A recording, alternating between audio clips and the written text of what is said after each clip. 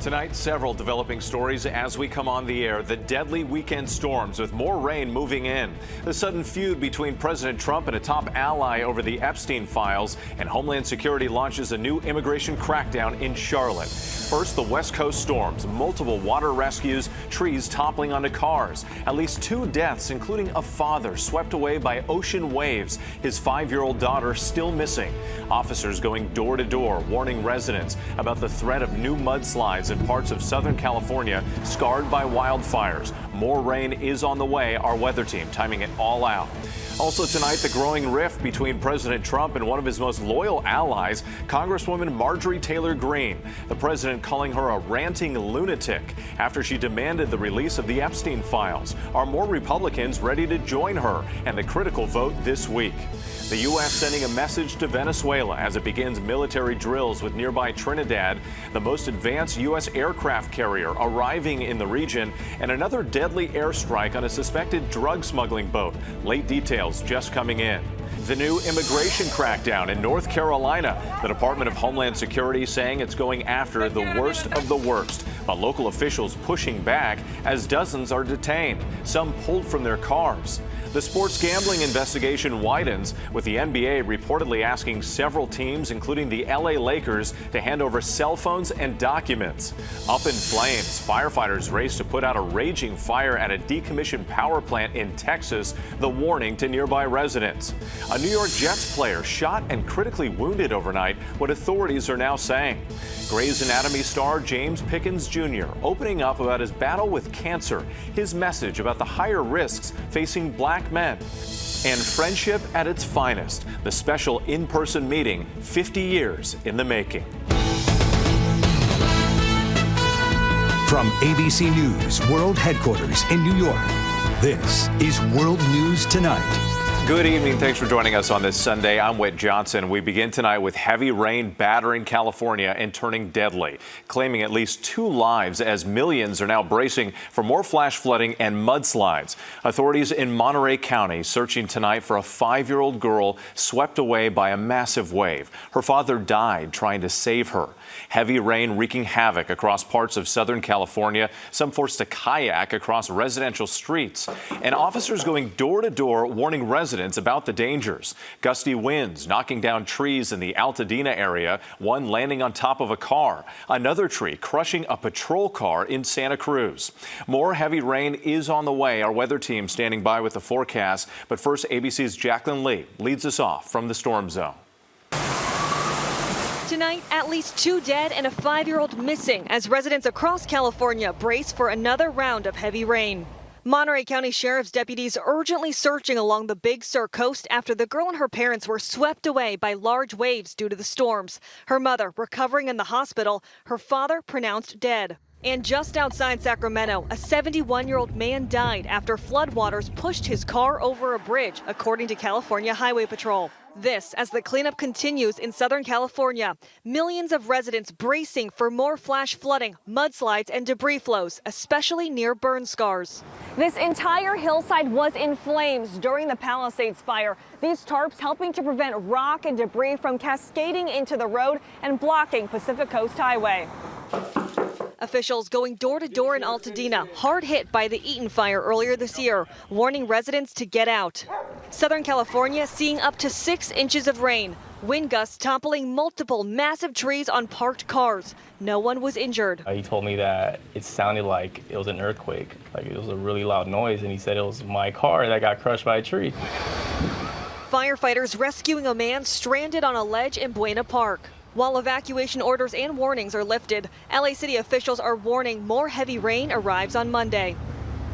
Whit, this is the wettest November since 1985 for downtown Los Angeles. The threat for flash flooding and mudslides continues through tomorrow. Whit. Yeah, they just can't catch a break. Jacqueline, thanks so much. Let's get right to meteorologist Danny Beckstrom from our New York station WABC. And Danny, as we noted there, another storm threat on the way. Yeah, wait, this is the last thing people in California want to hear. A new storm system bringing another round of heavy rain starting tonight. Northern California gets it first with downpours from San Francisco to Sacramento overnight into tomorrow morning. Meanwhile, Southern California does start dry Monday morning, but the heavy rain arrives by midday through the afternoon. This round isn't as intense as what we saw yesterday, but the ground is now saturated, so it's that much easier to trigger flash flooding and mudslides. The heavy rain winds down by Monday evening with generally 1 to 2 inches of additional rainfall. But as the system pushes inland, it could also help drop heavy mountain snow in the Sierra Nevada and Central Rockies. Well, here in the Northeast, no big storm, but big wind thanks to a cold front that helps bring colder air to start the work week. We're looking at wind chills in the 20s and 30s Monday afternoon. Whit? Okay, Danny, we appreciate it. Thank you. Now to the escalating war of words within the GOP over the Epstein files. President Trump sparring with one of his most loyal allies, Congresswoman Marjorie Taylor Greene, calling her a traitor in a social media post. Greene firing back as a critical vote on the Epstein files is set for Tuesday. ABC's senior White House correspondent Selena Wang reports from Washington. Tonight, just days before the House is set to vote on releasing the Jeffrey Epstein files, President Trump ramping up attacks on one of his closest allies. Trump declaring he's withdrawing his supported endorsement of Georgia Congresswoman Marjorie Taylor Greene, one of 4 Republicans who joined Democrats to force that vote. Trump accusing Greene of betraying the entire Republican Party, calling her a ranting lunatic and a traitor. Greene firing back, questioning why the president is fighting so hard to stop the files from being released.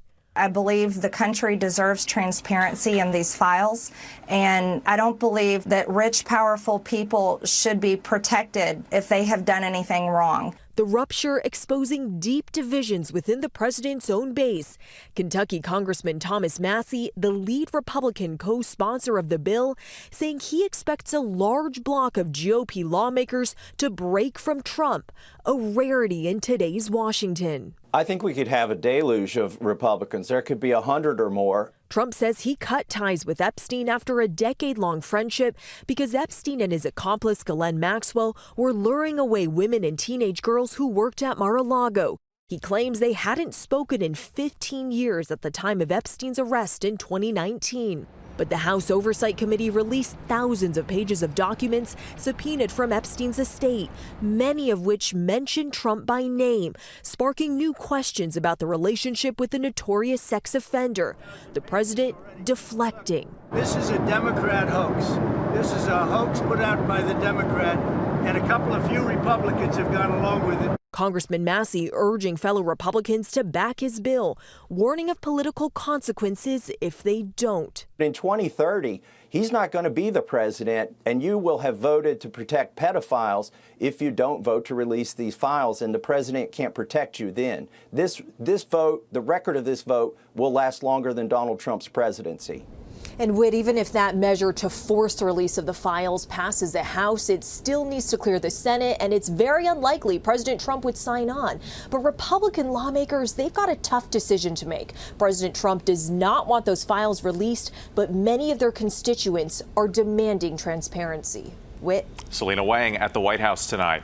Overseas now to the U.S. military drills near Venezuela. The USS Gerald R. Ford arriving in the Caribbean Sea, marking a major buildup of American firepower in the region to combat alleged drug smuggling. Let's get right to ABC's Alex Perche. And Alex, these military drills are happening just miles off the Venezuelan coast.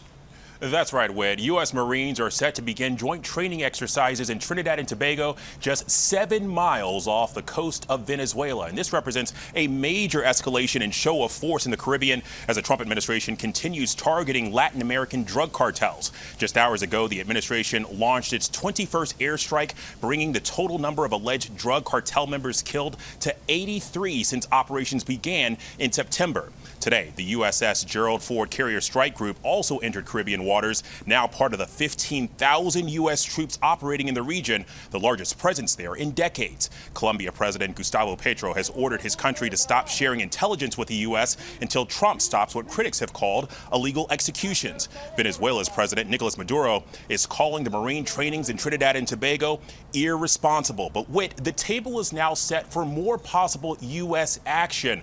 President Trump telling reporters this week that he has sort of made up his mind about next steps in Venezuela. Whit. All right, Alex Perche, thank you. Turning to the immigration crackdown in Charlotte, North Carolina, dozens of people have been arrested or detained by federal agents despite protests from the mayor and other local officials. ABC's Faith Abube reports from Charlotte tonight.